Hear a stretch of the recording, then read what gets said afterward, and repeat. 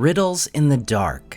It's one of the most iconic chapters in all of Tolkien's works, as our hero, Bilbo Baggins, engages in a battle of wits with the mysterious creature Gollum. We all know the importance of this moment in the larger story of Tolkien's Middle-earth. At stake is not only Bilbo's life and his escape from the tunnels of the Misty Mountains, but also the fate of the One Ring.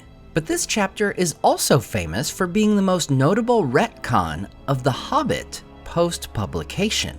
You see, when The Hobbit was first published, this chapter in particular played out much differently than the version we know today. It wasn't until Tolkien was writing The Lord of the Rings that he discovered the need to alter the events of The Hobbit to bring it in line with the sequel, making a change from the much more friendly and helpful Gollum readers originally met. Today on Nerd of the Rings, we cover the original Riddles in the Dark. In the first edition, Gollum is much less wretched, and the wager for the game of riddles is Bilbo's life against Gollum's present, the ring.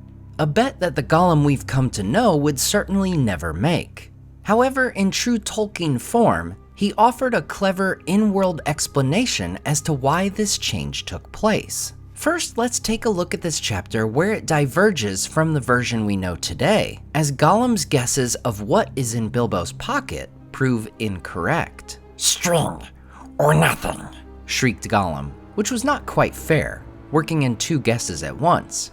"Both wrong," cried Bilbo, very much relieved, and he jumped at once to his feet, put his back to the nearest wall, and held out his little sword. But funnily enough, he need not have been alarmed. For one thing Gollum had learned long ago was never to cheat at the riddle game, which is a sacred one and of immense antiquity. Also, there was the sword. He simply sat and whispered. "What about the present?" asked Bilbo. Not that he cared very much. Still, he felt he had won it, pretty fairly, and in very difficult circumstances too. "Must we give it the thing, precious? Yes, we must. We must fetch it, precious, and give it the present we promised." So Gollum paddled back to his boat, and Bilbo thought he had heard the last of him, but he had not. The Hobbit was just thinking of going back up the passage, having had quite enough of Gollum and the Dark Water's Edge, when he heard him wailing and squeaking away in the gloom.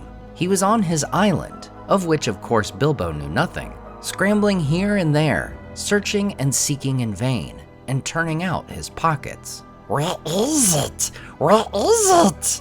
Bilbo heard him squeaking. "Lost, lost, my precious, lost.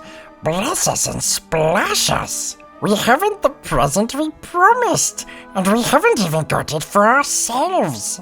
Just as in the final version of the tale, Bilbo would figure out that the ring in his pocket was none other than Gollum's present. In this original tale, it is here that the narrator shares background about Gollum and his ring.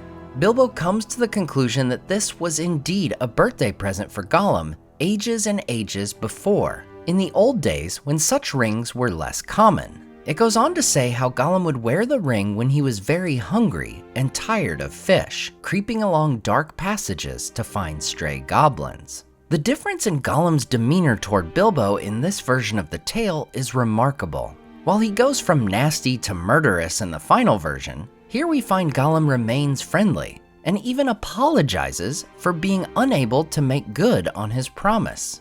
I don't know how many times Gollum begged Bilbo's pardon. He kept on saying, "We are sorry. We didn't mean to cheat.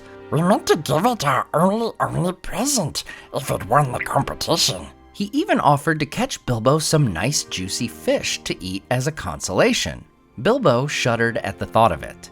"No thank you," he said as politely as he could.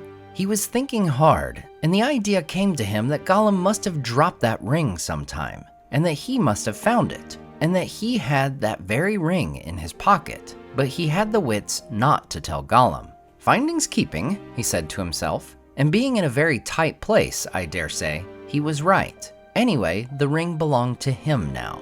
"Never mind," he said. "The ring would have been mine now if you had found it, so you would have lost it anyway, and I will let you off on one condition." "Yes, what is it? What does it wish us to do, my precious?" "Help me to get out of these places," said Bilbo. Now Gollum had to agree to this, if he was not to cheat. He still very much wanted just to try what the little stranger tasted like, but now he had to give up all idea of it.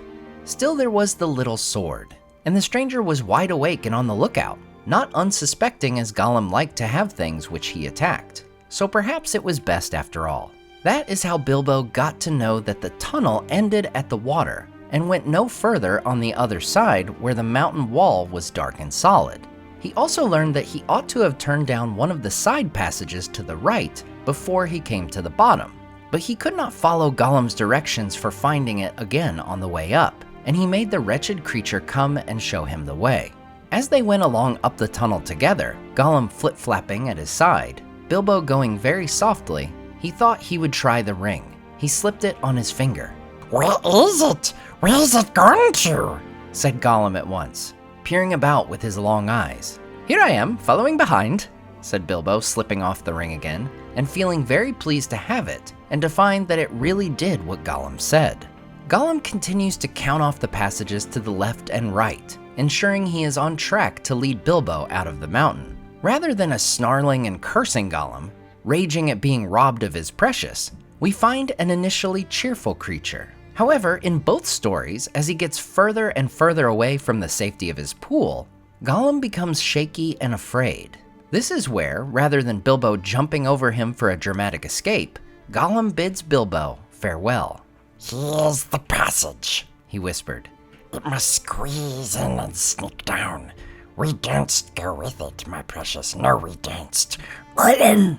So Bilbo slipped under the arch and said goodbye to the nasty, miserable creature, and very glad he was. He did not feel comfortable until he felt quite sure it was gone, and he kept his head out in the main tunnel listening until the flip-flap of Gollum going back to his boat died away in the darkness. Then he went down the new passage. Thus Bilbo comes to rejoin the dwarves, now possessing his magic ring. Obviously, this is quite a difference from the version of Riddles in the Dark we've come to know quite well through the books and adaptations. But perhaps most fun of all is how Tolkien explained this great change in Gollum for readers who may have been familiar with a kindler, gentler creature. Rather than explain this away or shrug it off between the first and second editions of the book, Tolkien works this discrepancy into the plot of The Lord of the Rings. You see, the book we know as The Hobbit is actually derived from the book written by Bilbo, the Red Book of Westmarch. Tolkien explains in the prologue of The Lord of the Rings that this original version of Riddles in the Dark is the story Bilbo tells the dwarves regarding his escape from the tunnels. But it isn't just a throwaway mention in the prologue. It goes on to play a role in the Fellowship of the Ring, as Bilbo's lie makes Gandalf suspect there is something more devious at play regarding the ring. Later, at the Council of Elrond, Bilbo gives a full account of these events, which is news to characters such as Glowin, who would have heard the original account as part of the company. This is yet another fun illustration of the cleverness of Tolkien, and how he took great care in his story. Even in something that could have been a straight retcon, he instead wove into the very fabric of Middle-earth. As always, I want to say a huge thank you to all my Patreon and YouTube supporters who make this channel possible. Tom DeBombadil19, Lissamy the Cinda, Rabbi Rob Thomas, Charles Leisure, CCDC Red Team, Joe Tepper, The Mighty Mim, Andrew Carlisle, Swirled Traveler, Matthew Jeffrey, Viking Lord, Alvin Einbert, Jeremy Daniel Derby, Leo Vittori, Sky Carcass, Slide Belts, Dane Ragnarsson, Berto Berg, Graham Derricott, The Dark-Haired One, Wyland, Micah Wu, and Debbie. If you enjoyed the artwork in this video, check out the artists in the description to purchase prints of their great work for yourself. Thanks so much for watching, and we'll see you next time on Nerd of the Rings.